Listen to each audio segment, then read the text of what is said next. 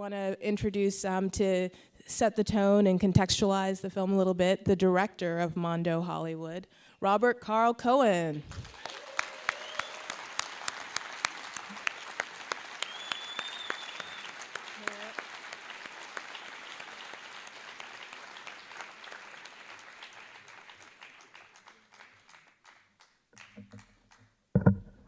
Good afternoon. Frankly, I'd rather be at the beach. But I just flew in from Boulder, Colorado, where I now live. And I just want to tell you that walking on Hollywood Boulevard today, 47 years after I shot this film, is a very interesting experience. Very interesting, to say the least. I think you'll see the difference, I hope, between Hollywood Boulevard then and Hollywood Boulevard now. The idea for making this film was part of a sequence. I did my master's in film at UCLA in 1954.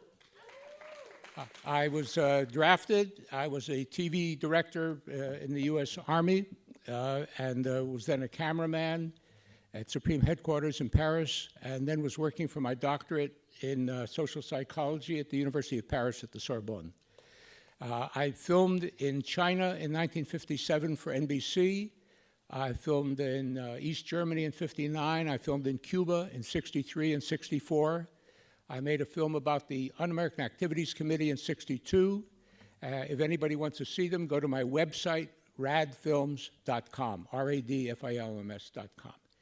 In 1964, friends of mine said, "You've made films in all these communist countries and strange places. Why don't you make a film in Hollywood?"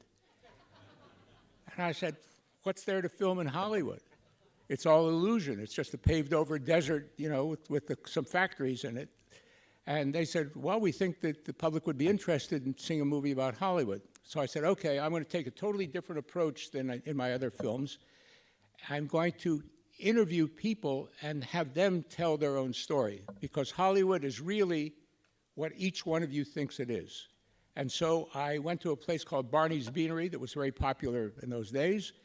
And I said, I stood up at the bar and I said, "I'm making a documentary about Hollywood, and there are 3 criteria to be included. 1, that you be somehow typical of Hollywood, meaning that you weren't born here, you came here from someplace else to be somebody. 2, that you're pretty weird, way out, unusual, because I'm not looking for people to do a 9 to 5 staring at a wall in a cubicle. And 3, that you're both interesting and far out." And so I was besieged with people who said, me, me, me, me, me. I interviewed lots of people. I finally settled on about 22, and I think there were about 14 or 15 in the film. Each person told me what they wanted to be filmed doing. I did not tell them. But once I said, "Okay, I'll film you," I then tried my best to film them doing their thing, jumping out of a plane, going to a beauty parlor, whatever it was that they do. About 10 months after filming, I showed each person their own sequence and interviewed them on tape in first person present, where they're telling their own story. I was in charge of the total montage, of putting everything together, but each of the participants chose their own scenes and narrates themselves. So in fact, this is a statement by people who have come to Hollywood to be part of Hollywood. I've never met Mr. Anderson. I've heard his name. I've seen some of his films, which are excellent. There Will Be Blood, I liked very much. Boogie Nights was, groovy. I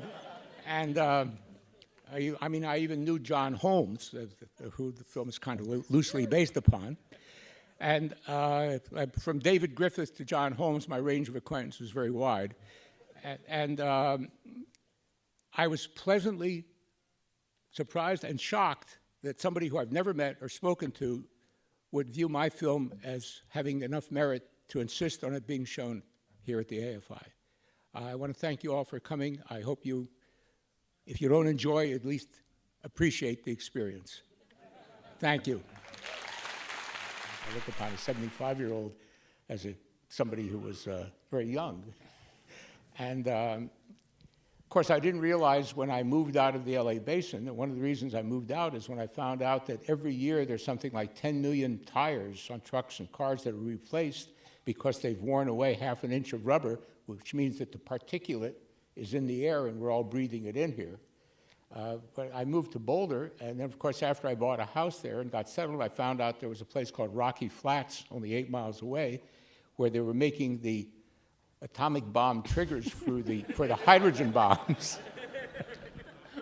And that the Front Range, that is between Fort Collins and Colorado Springs, that 100 miles there, the Front Range is just east of the Rockies, had the highest breast cancer and the highest multiple sclerosis in the United States, due to the fact that there's 25,000 abandoned mines there, mostly heavy metal mines, including uranium, and the piles of tailings left over, ore that's not quite commercial grade.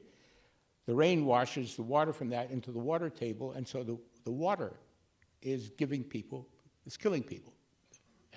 breast cancer, multiple sclerosis. I double filter all my water. That helps, I hope. But Hollywood is a place, is in the mind. Although we are physically here, geographically, there is no here, insofar as the people that are in your minds, the images that have been planted in your minds through films and TV, are artifice. They're make-believe images. Paul is an expert on putting this together. I saw his film last night, Inherent Vice. Mm-hmm. I'll see it again tonight. And he was born 4 years after I made this movie. And the idea that it in any way meant anything to him is a great surprise, and I'd like to hear why. Well, yeah. I suppose I did come to this film through Flanagan when I told him I was making Inherent Vice. He said, I have something for you to see, and he gave it to me, and I watched it, and there's a lot of coverage about this period. I suppose you could pick up any books and magazines. There's a lot about LA, and there's a lot that I've seen.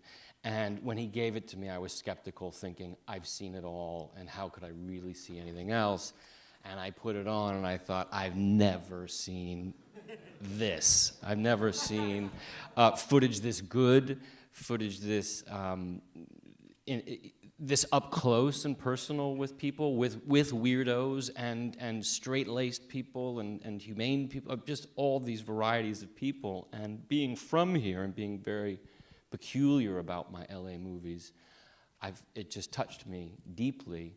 And as a reference as well for what we were doing, it was very easy to hand out to our crew and say, this is a little time machine to get back to what was going on. Our film takes place in 1970, but this was even more valuable, jumping back a few years before, seeing it feels, and it does feel like in this film, that you captured this like ticking bomb that was kind of just festering around here, this sort of a fever about to sort of blow up, and all this sort of communist stuff still going on, and the war in Southeast Asia still going on, and these still sort of vibrant old silent movie stars still sort of chugging along. And that was the stuff that I liked the most, is how you had some of these youthful sort of the band come in, or the zombie kids going to the pharmacist of LA's house. I mean, what the fuck was going on? Well, the fascinating thing is, I am accused, I mean, the French, being very sensitive to such things, banned it because they said it promoted drugs. During the 18 months that I filmed, I never saw anyone use any form of drugs. Now, unlike your film, which is, I would say, in 9 out of 10 shots, somebody is smoking a joint. And remember, I come from Colorado, and we know about marijuana in Colorado. In addition to growing some very fine marijuana, we actually have legalized it and forced the entire country to start legalizing it now, because it doesn't kill you. And I have to confess, being a citizen of Colorado and being perfectly legally authorized to smoke marijuana, that I have smoked marijuana. Now, I have never, although I'm effectively a social scientist, I have never conducted any analysis of it, and I certainly would not advise anyone under the age of 15 or 16 whose brain might still be developing. But I have to confess that I even smoked it in California and in Paris 70 years ago, or 65 years ago. And it may affect the minds of people. I don't know, because I haven't done the studies. The studies that I am familiar with do not indicate that effect. And in the Inherent Vice, I would say that it is the leitmotif that effectively runs through the whole structure. Well, somebody once said nobody ever got into a bar fight smoking a joint. You know, so it's like, Well, having been in bar fights, I can only tell you that I used to drink alcohol. And I stopped 14 years ago at the age of 70. And I stopped because it stopped me. I'd been in Moscow, I'd been dancing, I'd been drinking lots of vodka. I came back to Boulder. I went to a Christmas party. I drank about 3 fingers of vodka. And next thing I knew, I was in a beautiful golden haze. I felt this groovy, floating, and there was a clear spot in the middle, and there was my wife with a stethoscope. She carries one in the car. She's trained. And she said, "You don't have any pulse or blood pressure." And I said, "Well, I really feel good." I didn't feel anything. And then the emergency room guys came in and put an oxygen mask on me, and I suddenly was in total super reality. And I said, "Geez, oxygen is great stuff. I've never done oxygen before." And about 3 weeks later, I tried to sip a glass of wine, and I felt that same vagus nerve nausea coming, and I said, "I think alcohol and I have just parted company." I used to smoke cigarettes. I used to live right up here on Hillcrest Drive, and I would walk down to the corner of Highland and Hollywood, where there used to be a drugstore, a Rexall, which is now a other thing. And for $1, I bought my 5 packs of cigarettes at 20 cents each. That was $1, and you could get 100 cigarettes for $1. And I would smoke them in one day while sitting at my typewriter in the sun lifting weights to be very healthy. While I was writing scripts about incredible films, which never got produced. 5 years ago, I noticed some blood in my urine, and the urologist looked inside of me with a laser thing and all that, and he said, "I've never seen this before in my life. You have over 30 cancers in your bladder, 2 bigger than golf balls." And I said, "Well, how come I've never had any symptoms until now, a little blood in my urine?" He said, "That's because you're very healthy." I said, "Wait a minute, doctor, there seems to be a contradiction here. How can I be very healthy with that condition?" He says, "If you weren't very healthy, you would have died long ago." "Did you ever smoke cigarettes?" I said, "Yes, but I stopped in 1964. He said, "Well, that gave you bladder cancer." I said, "I never heard of bladder cancer in cigarettes." He said, "Actually, most bladder cancer in men comes from smoking cigarettes." Well, fortunately, the technology, if it had been 5 or 10 years earlier, they would have cut me open. I probably would have lost my bladder. Now, the beautiful, beautiful blonde nurse with very nice breasts, she came into the examining room. She seized me by my genitals, shot some lidocaine into me. Immediately, I went totally numb. And then the doctor came in, and he stuck a fiber optic thing inside of me, and I watched it on a 3-foot color TV. I watched the inside of my bladder on television, and with the laser, he went, and he zapped all the cancers out. And here I am today.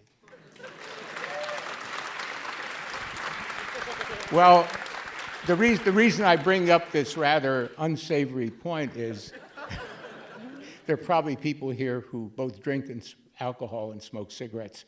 I can only tell you, if you want to live to be an old guy, I'm so old I'm no longer a senior citizen. I was a senior citizen 20 years ago. If you got to put anything inside of your body, marijuana is probably one of the safest things you can do.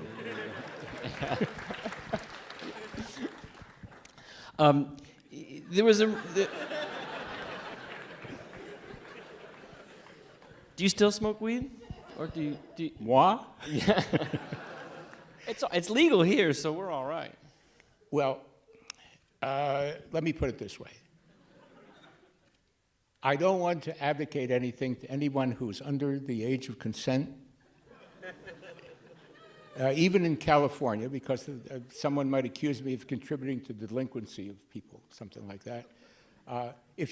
Whatever you feel like doing to yourself is your problem, or your pleasure, or whatever it is. Do whatever you want. I don't recommend anything. I don't disrecommend it. I disrecommend smoking cigarettes, and I disrecommend drinking alcohol. I love the taste of fine wine or a nice liqueur.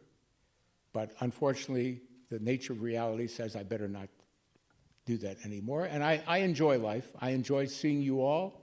I enjoy being here. I enjoy the privilege and honor of having a very talented young man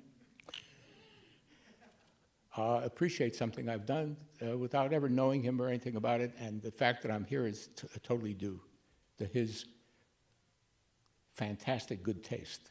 That's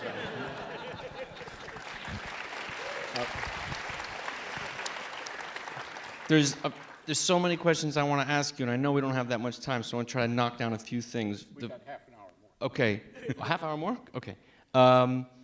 You started with talking about being banned in France, but the French government had a problem of their own at the time that this film was coming out.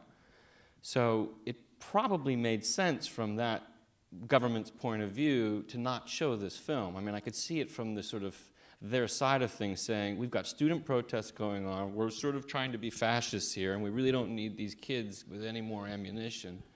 I can kind of see their point. Do you think that was something behind? Well, or something I asked my distributor, Madame Payon, who had a company called Studio Ursuline, and she had what they called the Cinéma d'Art Essai. She had about 5 little theaters around Paris, and she would show mostly Charlie Chaplin, Abbott Costello, you know, Jerry Lewis was very popular. For some reason, the French loved Jerry Lewis. And I said, why? Why has this happened? She said, Madame de Gaulle. She's on the board of control. I said, she must be a very sensitive, perceptive person to see drugs and homosexuality, because no one takes any drugs in the film, and there are no homosexual acts, or no sexual acts for that matter, whatsoever. So she must be an extremely perceptive person to have seen something that wasn't on the screen. And she said, well, you know, the events of '68 took place. I said, are you telling me, I mean, I'm getting this very metaphysical, strange sensation that the mere presence of a copy of my film in Paris, unprojected, somehow contributed to the events of 1968, right, which I doubt seriously. And the events of 1968, as we said in the titles, led to, in fact, the collapse of the French government and the abolition of the control system that they had. And the new Minister of Culture, Jacques Duhamel, who came in 70, 71, who had been a cameraman, by the way, they said, oh, the film is now, based on the changes made in it, is now acceptable to the whole public. I had not changed the film. France had changed. What we have going on in our lives, in the world, and this affects everybody, every place, is whatever you think today is based upon your life up until this time. There are new people being born. When they get to be 15, 20 years old, you may think that their behavior is inappropriate because that's not the way you learn to do things. I don't know what life is going to be like 15 or 20 years from now. I hope I'm still around. I'd like to. My dad, when it made it to 95, I'd like to at least do as well as he did. Actually, my great-great-great-great-great-grandfather, Moskowitz, was born in 1810. And I'll just tell you this quick little story, okay? He was a blacksmith. Okay? That was on my mother's side of the family. They were all blacksmiths. My father's side, they were accountants, which may account for some kind of weird combination. Anyway, Moskowitz had 5 daughters, no sons. And he was a blacksmith, and blacksmiths didn't make a lot of money in 1820, 30, 40, and so on. I know that he was born before Napoleon entered Russia, okay? He had 5 daughters, no sons. And he was so poor that when the first daughter was ready to get married, he had no money as a bride's price. And so he built a little room attached to the hovel that they lived in and gave that to his daughter and her husband as a dowry. Well, about 2 years later, his second daughter was ready to get married, and again, he had no money. So he made life so miserable for daughter number 1 that they moved out, and he gave the same little room to daughter number 2, and so on to daughter number 3 and daughter number 4. And daughter number 5 never married. She stayed with her father. And the last night of his life, she made him his favorite borscht and blintzes, whatever it was he was eating, and he passed away in his sleep in 1908. Okay, only, no, 1918, excuse me, 12 years before I was born. In other words, he'd been born before Napoleon invaded Russia, and he died only 12 years before I was born. And knowing that, when I learned that, I was in my 20s, I realized that time is very relative. What we consider to be the distant past isn't that distant. The idea that everything which has happened, when I was a kid, I was born in 1930, an airplane that could go 200 miles an hour was a phenomenon. There were no jet planes. I saw television at the New York World's Fair in 1939, black and white, and the actors had to wear blue and green makeup because it wasn't red sensitive at all. And today, each of us who has a cell phone of any kind has more technology than took us to the moon in the 60s. So we are in a technological wooey happening so fast that it's very difficult to anticipate what the future is going to be. But as I said before, I'm amazed by the fact that I'm here. A week ago, I knew nothing about this. It wasn't on the schedule. It wasn't in the program. And due completely to the refined good taste of someone who wasn't born at the time,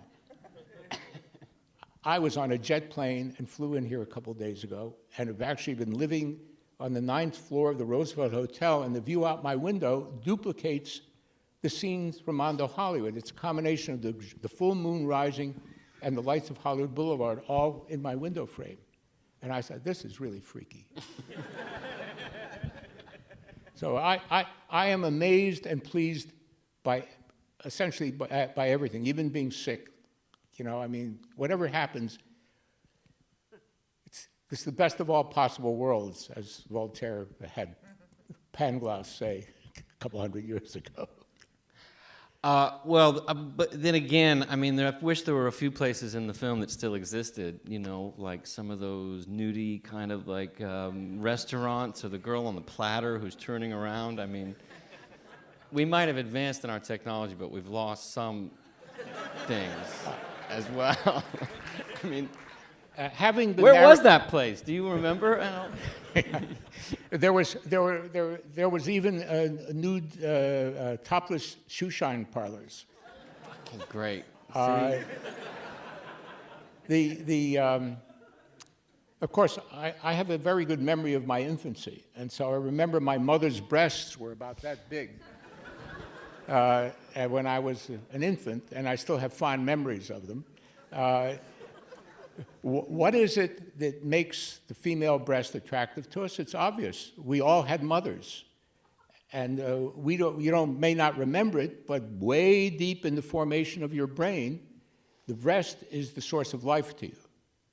And it is. And so we live in Hollywood is a paved-over desert with business people making illusions, images in it, and selling them to people all over the world. And there are people here in this audience from all over the world and at the AFI Fest.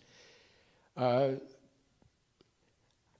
mean, to me, it's an adventure, it's an exploration, and I'm pleased by every moment of it. When I open my eyes in the morning, I say to myself, wow, I'm still here. When I walk down the street, I say, isn't it great that I can actually walk, I can ambulate, I walk down the street, I can see people. I can even imagine that I'm going to be here tomorrow and the next day. And again, it's amazing to me to meet someone who, from this film's reference, didn't exist, who now has become a human being, seen the world through his own eyes, and made movies about it that I appreciate very much, and apparently sees a link between my old film and his brand new work. And I hope that some of you will be seeing it tonight and in the future, Inherent Vice. Yeah. Is anybody coming tonight to see it? All right. hardcore aficionados. That's a great double bill. I think they'll see. Well, a friend of mine said to me, sent me an email today and said, how come they're not showing Mondo Hollywood and Inherent Vice at the same time? And I said, that's 4 hours and 35 minutes.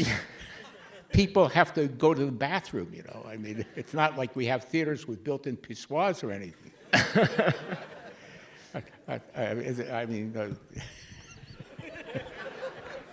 It'd be fascinating if it was possible. Yeah, something like that. What would be a good double bill? I mean, not Inherent Vice, but what else would be a good double bill with this film? I'm trying. I mean, well, Inherent Vice would be a great double bill. That's why I picked it. But I'm trying to think. I mean, what was when you went into this film? I mean, just like you said, you didn't know about this a week ago. How much do you know when you go into? If you know you're coming here and you know you're going to find these people this way, but you're making a documentary, you can't have any preconceived ideas going into it, can you? But at the same time, you have to guide it towards something, right? Or how does that Well, work? let me put it this way. When my first film was my master's thesis film at UCLA. By the way, UCLA does not list me as one of their graduates. Fuck them.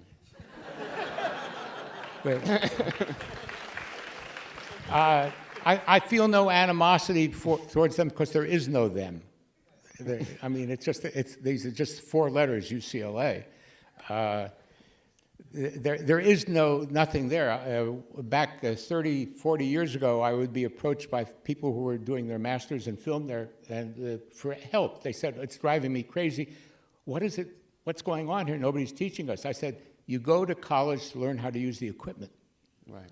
Okay? You learn how to turn the camera on and off, and you learn how to edit, and so on and so forth. And Steve Spielberg was in my garage learning how to cut on motion with a crayon, drawing on the movable glass screen and all that. You learn to use the tools. What you do with the tools is going to be up to you. And if you have a concept, fine. If you don't have a concept, read a lot of books. Look at other movies. Try to understand how other people have viewed the world. Maybe you'll view it the same way they do. Maybe you'll view it in your totally original, different way. Incidentally, There Will Be Blood was of a special relevance to me because I used to be an analyst in a mercury mine in 1950, even longer ago, in the Diablo Range in Central California near Coalinga.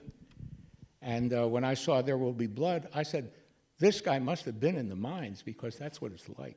At least that's what it's like in those days. John Wayne owned the mine. He'd never been there, of course. It was just a possession.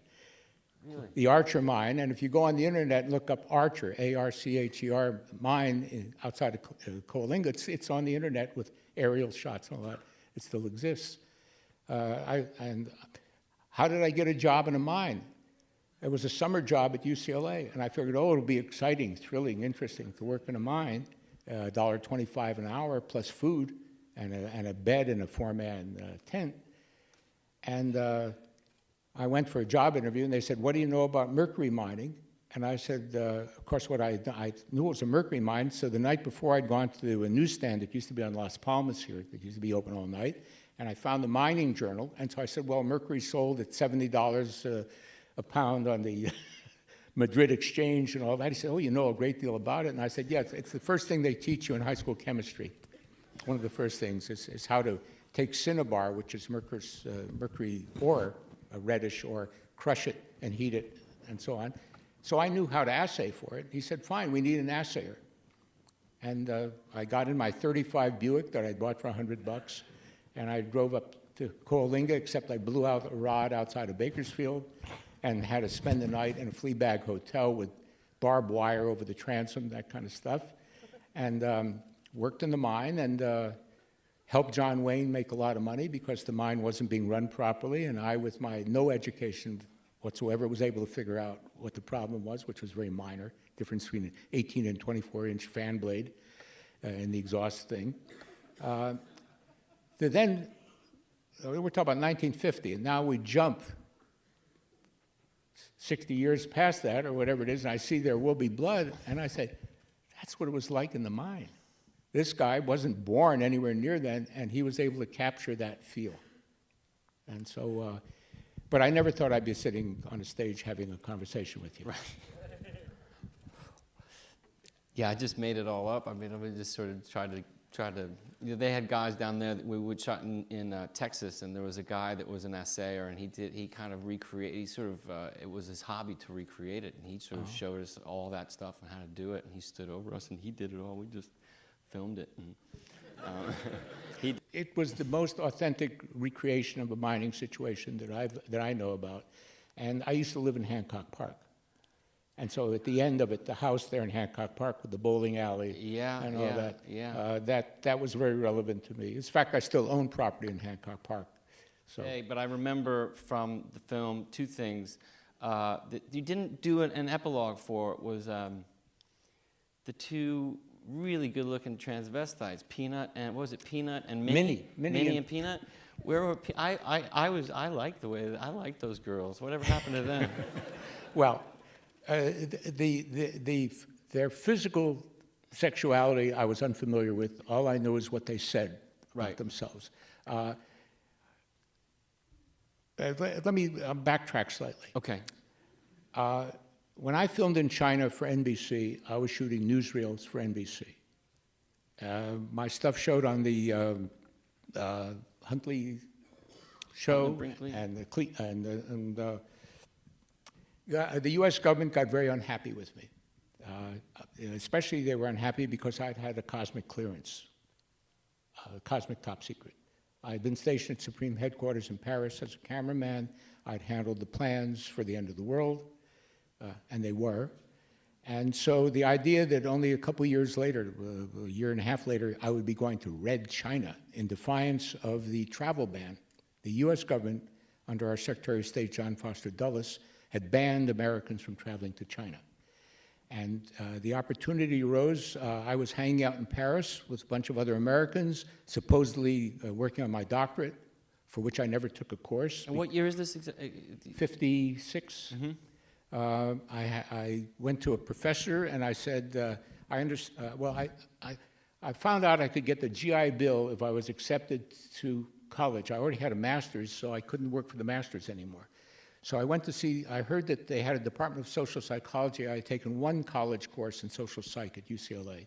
And I went to see the head of the Department of Social Psych.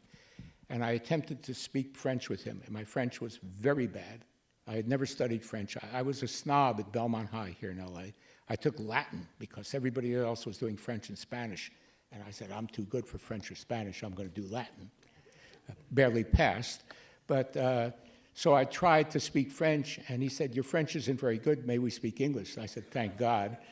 And he said, what do you intend to do? And I said, well, I want to make the title of my proposed dissertation is an analysis of films as a means of social communication. And I wish to use the communication diagram, i.e. the communicator, the communication object being the film, the communicatee, meaning the audience, yourselves, and to what degree I, as a communicator, am able to take a concept, find pictures and sounds to communicate that concept to you, the audience, and to test everything. And he said, that's a good idea. Nobody's ever done it before, and nobody's still never been done. And I said, what courses must I take? And he said, well, you've read the 7 books on the topic. There were only about 7 books in those days, and so just study on your own. So I was essentially hanging out in the cafes of Paris reading books, you know, between other activities, which one tends to do in Paris in the 50s. And you see, as a GI and then as a vet, the ratio, I think, was 7 to 1 women my age. The men had died in World War II. And so there was a great preponderance of women in their early 20s, late teens, and very few men available. So as a, you know, with PX access, I was able to buy stockings, cigarettes, vaginal foam, all the things that were not available on the French market. Mm-hmm. And this is much better than Peanut and Minnie, man. Well, I'll just give. Get to China. Did you go? So at any rate, I was having a good time. And having handled the plans for the end of the world, I said, I better have a good time because it's not going to be here that much longer. It only depends on 2 people. Every U.S. naval ship that had nukes on it needed 2 men with the codes to push the buttons. And I saw one of them brought in a straitjacket to the hospital. And I said, that guy was a captain? And they said, yeah. I said, it only takes one other guy to freak out and push the button. And once the shit hits the fan, we're all dead. And they said, yeah. So I said, well, it's going to happen. The probability is just too high. And so I said, I might as well have a good time while I'm here. And I couldn't read French very well in those days, so I saw a little article in the New Statesman and Nation, a British publication, and it said for $125, you can go by train from London to Moscow and spend 2 weeks in Moscow, room and board, and then back to London for this youth festival. So I said, hey, I can make that. That's my GI Bill money. And I talked it up, and 5 of us went. One of them you may have heard of, his name was Shel Silverstein. He used to cartoons for Playboy in those days. So passed away some years ago. In fact, 99% of the people have passed in this movie have died, starting with Godot at the age of 2, and most recently Jim Arender, the world champion skydiver. And so we got on a train. We were drunk for 3 days between London and Moscow. We had 2 weeks of partying in Moscow. And a couple nights before the event ended, Silverstein and I were walking down the street, and I said, hey, man, I wonder if we can get into Red China. And he said, we're not supposed to go. And I said, yeah, but we're having a great time here in Moscow. Why don't we see if we can get into China? He said, but the government won't like it. I said, man, the government, what do I care about? I mean, Eisenhower's a nice enough guy, but, I'm 26 years old, and I think China's going to be around for a long time to come. So we saw some guy walking down the street. He looked Chinese, and I went over to him and I said, Пожалуйста, китайский делегат. I tried to speak Russian, like 3 words. And he said, I speak English. I said, great. He said, I'm not Chinese, I'm Korean.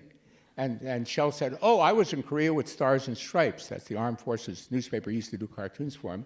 And this guy said, oh, yes. He says, your Air Force bombed my village. And he rolled up his sleeve, and he had a keloid, a scar, his whole left arm. And Shel turned white, of course. And he said, but we're all friends here. The Chinese are across the street. So I went and knocked on the Chinese door, and the Chinese guy answered. And I said, do you speak English? He said, yes. I said, it's great that everybody else speaks English, because we don't speak much of other languages. And as it turned out, the Chinese decided to invite any Americans who were in Moscow who wanted to come to China. Of course, this was a political act against the U.S. policy, which was banning travel to China. And I was first approached by Daniel Shore, name that means something to the older people in the audience, of CBS, and he said, are you going to accept a deal to China? And if so, are you interested in filming for CBS? Now, I'd been helping out CBS while I was in the Army at Fort Monmouth. I was doing research for the show called Adventure, American Museum of Natural History and CBS. Random genetic drift was the topic I was working on. We won't bore you with at the moment. And so they knew me at CBS. And I said, will CBS back me? He said, yes. I said, well, I know I'll be blacklisted if I go, but if CBS backs me, maybe I'll go. He came back to me the next day and he said, CBS says they will not back anyone who defies our ban on travel to China. I said, well, then I'm not going to go. He said, but Irving R. Levine of NBC would like to speak with you. I said, well, Rockefeller instead of Morgan. Because, you see, I was educated. I knew who owned the networks. And that was what it was. Morgan owned CBS through Western Electric Corporation, and Rockefeller through RCA owned NBC. And I went to see Irv Levine, a nice guy with a little blue polka dot bow tie, and he said, are you ready to do it? And I said, it's going to, I'm going to have a bad time if I do it. He says, we'll give you a camera and film and pay you. So I became an NBC special correspondent. Of course, they knew that I had a master's in film and that I knew how to work the camera. So I traveled through China with an old 16mm camera with 2 of the 3 lenses being bad. I didn't know it until months later when I saw the footage on the screen, because unlike today, you shot something, you didn't see it till it was processed and projected, which could be a long time. And I eventually came back to the United States, lots of adventures, which I'll write about someday. And the fascinating thing is they took my passport away. They refused to renew it. I went to Washington for a hearing and so on. 3 years later, I received a letter of commendation from the Undersecretary of State's office for having filmed in China because it was a new administration. It was Kennedy Johnson had replaced Eisenhower and Nixon. And so the government in Washington changed, and their attitude towards me changed. Of course, it changed back later in the 60s.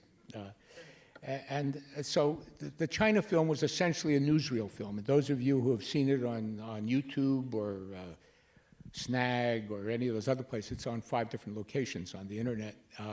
It's a basic newsreel. Voice of God, my voice, narrating, telling you what's going on. In '59, now having regained my passport, even though it was still Eisenhower and Nixon, they gave me the passport back. I went to film in Siberia.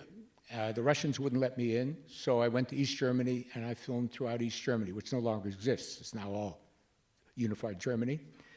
And I began lecturing throughout the United States. Again, I don't think there's anybody in the audience ever saw one of my lectures, although my girlfriend from 1954 is up in the audience.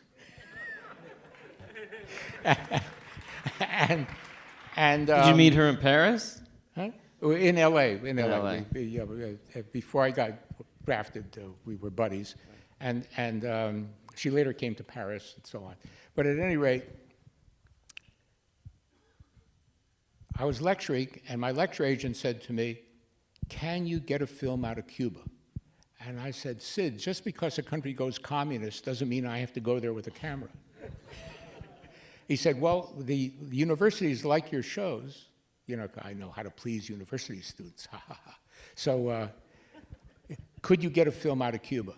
And I said, I am not Don Quixote. I'm not going to challenge every State Department policy there is. Right? You get authorization from state, and I'll deal with the Cubans. Well, next thing I knew, there was a letter from the Department of State saying I'm authorized to go to Cuba. I and my late wife, Helene, who later became head of the LA Free Clinic. And so we filmed in Cuba in '63 and '64. And in Cuba, I tried to do something different. I tried to find people and film their story, which is what led to Mondo Hollywood. Because this voice of God, where the film tells you what's important and what to think, okay, that's one form.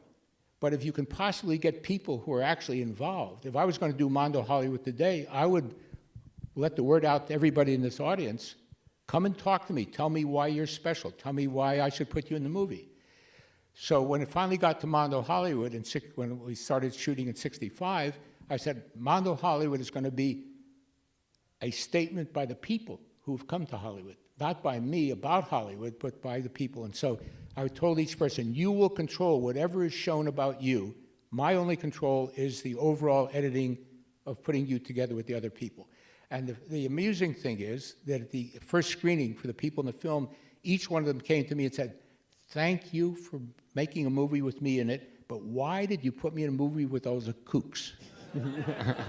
And the next guy would say the same thing. I said, well, everybody has their own point of view, including myself, and I tried to capture your point of view.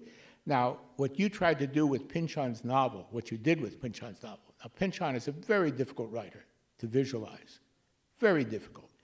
And I can only tell you that about the only Pynchon book that I've ever appreciated was, I think, Gravity's Rainbow. I think he wrote it. Yeah. And because as a 16-year-old, I was almost a member of the Pasadena Rocket Society, so I knew what all the references were. Except I would have had to take a bus for an hour and 3/4 to get to and from the meetings. And I didn't drive in those days, and I wasn't going to make my dad drive me to Pasadena. So when Mondo Hollywood is a statement by the people who are in the movie about Hollywood, the Hollywood in their minds. To take a Pynchon novel about Hollywood, written before you were born, so you don't have the frame of reference of having been there, and to try to translate it with actors, none of whom were alive at the time, is a very, very difficult task. And overall, the marijuana use throughout the film, basically, it was there. I didn't film it. I was invited to acid sessions. Do you want to come film an acid session? I said, okay, I've never filmed an acid session. So I showed up with my 35mm cameras and my 4 sun guns. All my equipment was in the trunk of my 65 Plymouth, by the way. That was the van, and I had one assistant that helped me carry stuff. Otherwise, I did it all with my own little hands. And I got to the party, and I watched the people, and I realized it was all in their heads. There was nothing physically to see. They were seeing things, but there was nothing I could film. The special effects that I stuck in with Final Cut or something at the end in the dance sequence, that's a technical event. I only assume that's something like what people saw, but I don't really know. To do what you did, to take a novel about a period long past and to try to visualize it and to capture a flavor of it is extremely difficult. I think you did it. I hope that the publicity department at Warner's knows how to let the public know about it. I saw the trailer on it. I don't think the trailer really captures the essence of what you did. It seems to be very clean and nice. But I think what you got at great effort. I think you got into the soul of what was happening at the time. Well, thank you. Through the support of your film, and I could keep talking or let you talk all night. I mean, this is really amazing. But we got to wrap it up because we got to get ready for the next show. I'm getting a signal. Okay. Thank you very much for coming here from Colorado. Thank you for your film. Thank you for talking with us. Thank you.